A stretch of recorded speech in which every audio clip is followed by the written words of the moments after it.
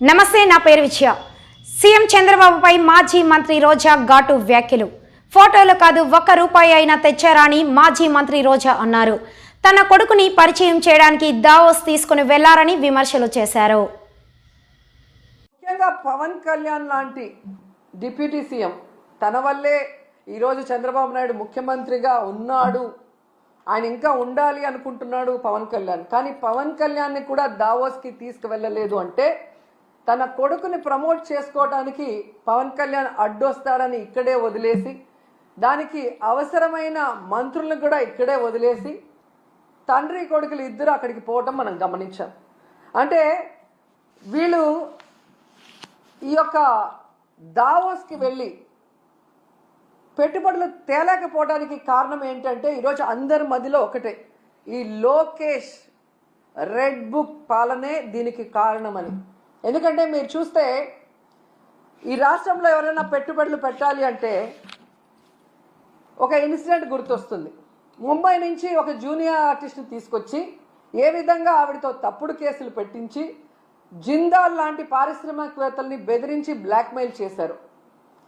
మరి ఈ విధంగా పారిశ్రామికవేత్తల్ని బెదిరించి బ్లాక్మెయిల్ చేస్తే ఈ రాష్ట్రంలో ఎవరైనా పెట్టుబడులు పెట్టడానికి వస్తారా అని నేను అడుగుతున్నా.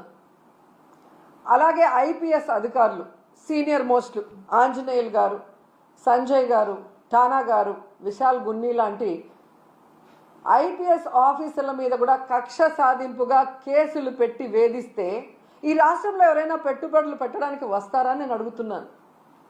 అలాగే ఐఏఎస్ ఆఫీసర్లకు కూడా 7 నెలలుగా కొంతమందికి పోస్టింగ్లు ఇవ్వకుండా వాళ్ళని వేధిస్తూ వాళ్ళని జైల్లో పెడతామని బెదిరిస్తూ ఈరోజు చంద్రబాబు నాయుడు ప్రభుత్వం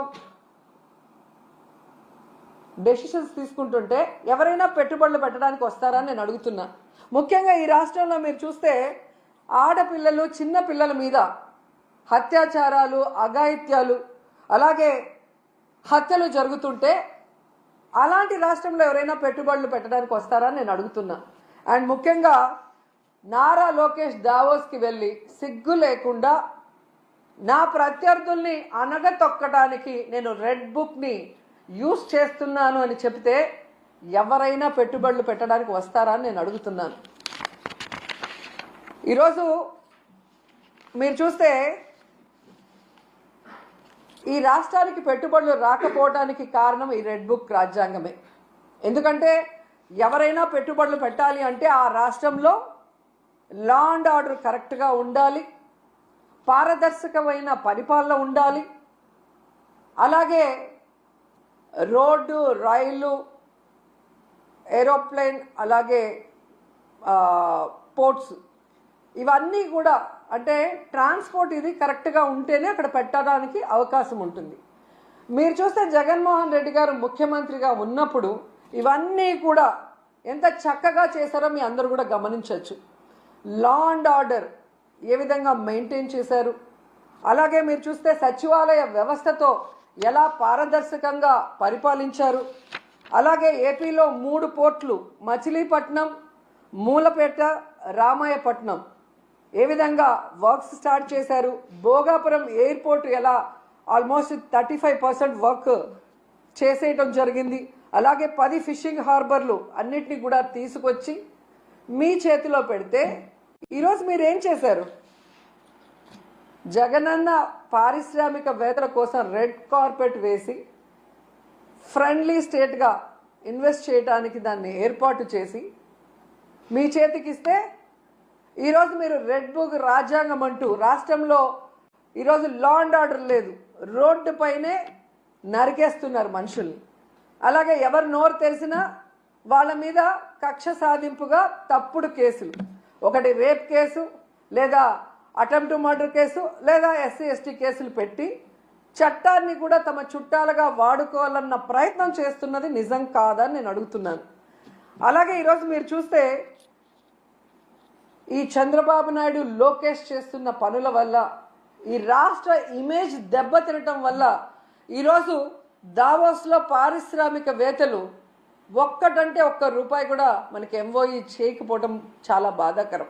ఎందుకంటే ఈరోజు వీళ్ళు దాదాపుగా ఈ స్పెషల్ ఫ్లైట్లు, కోట్లు, బూట్లు, సూట్లు కని ఇలా ఖర్చులకే 20 కోట్ల పైగా అయింది.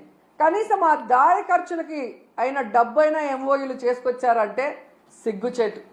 మాటలేమో ఇంత చెప్తారు, కానీ పని చూస్తే జీరో. సో అందుకే అంటారు గొప్పలు చెప్పుకోవద్దయా తిప్పలు తప్పవని. కానీ చంద్రబాబు నాయుడు వినడు. ఈరోజు కేవలం తన కొడుకుని ప్రమోట్ చేసుకోవడానికే దావోస్కి వెళ్ళాడు. ఈ రాష్ట్రానికో రాష్ట్ర ప్రజలకో ముఖ్యంగా రాష్ట్ర యువతకో ఉపయోగపడే విధంగా ఏది చేయాలన్న ఆలోచన లేదు అనేది ఈ పర్యటనతో అందరికీ అర్థమైపోయింది. ఎందుకంటే అంత పెద్ద వేదిక మీద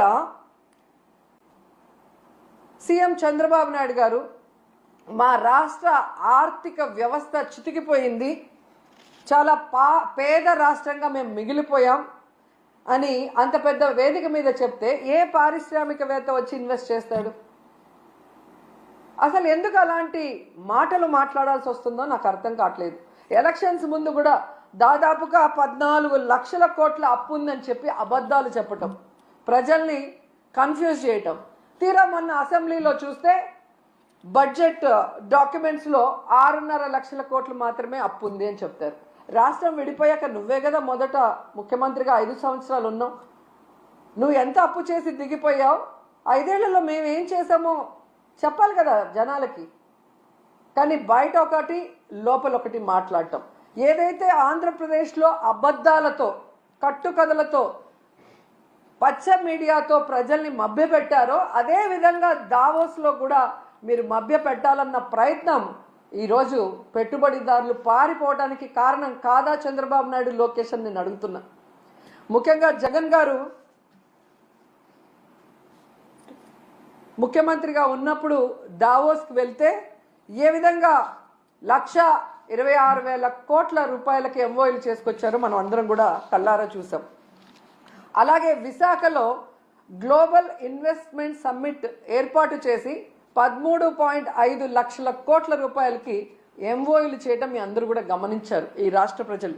ఎందుకు ఇది చెప్తున్నానంటే ఈ నెలలో సాక్షాత్తు ప్రధానమంత్రి గారు శంకుస్థాపన చేసిన 1,85,000 కోట్ల గ్రీన్ ఎనర్జీ ప్రాజెక్ట్ని ఆ రోజు విశాఖ గ్లోబల్ సమ్మిట్లో జగనన్న తీసుకొచ్చిన విషయం ఈ రాష్ట్ర ప్రజలకు ఇంకా గుర్తుందని నేను అనుకుంటున్నా. అలాగే ప్రధానమంత్రి గారు శంకుస్థాపన చేసిన